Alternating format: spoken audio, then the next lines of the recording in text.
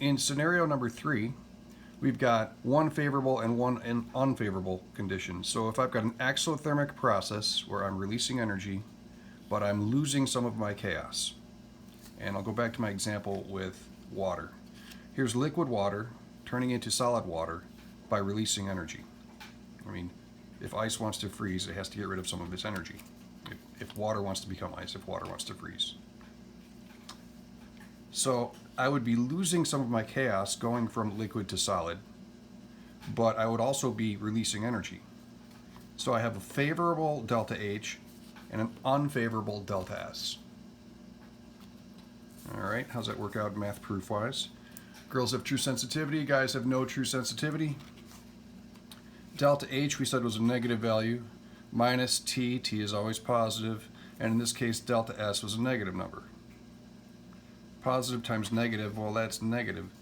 So I have negative minus a negative, which is the same thing as negative and positive. So it really depends on the values. What's the magnitude of each of these factors? If this is a bigger value, the overall sum will give you negative delta G, it'll be spontaneous. But if this is a bigger factor, well, that'll be unspontaneous or non-spontaneous. So how do I change the magnitude? Well, delta H is delta H, it is what it is. But I can change the temperature of the system. So I can take and lower the temperature. Oh, tungsten's back. Come here. I can't see if we're on screen or not, but you're becoming quite the star. Sorry about that. So once again, you've got a temperature term here that you can lower the temperature. If this term is smaller, by lowering the temperature, delta G will end up being negative, and the system will be spontaneous. So what that means is, if you lower the temperature,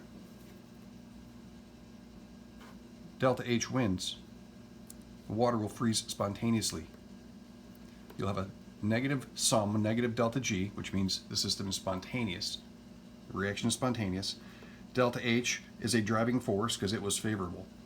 Delta S is unfavorable, it's not a driving force. On to video number 4.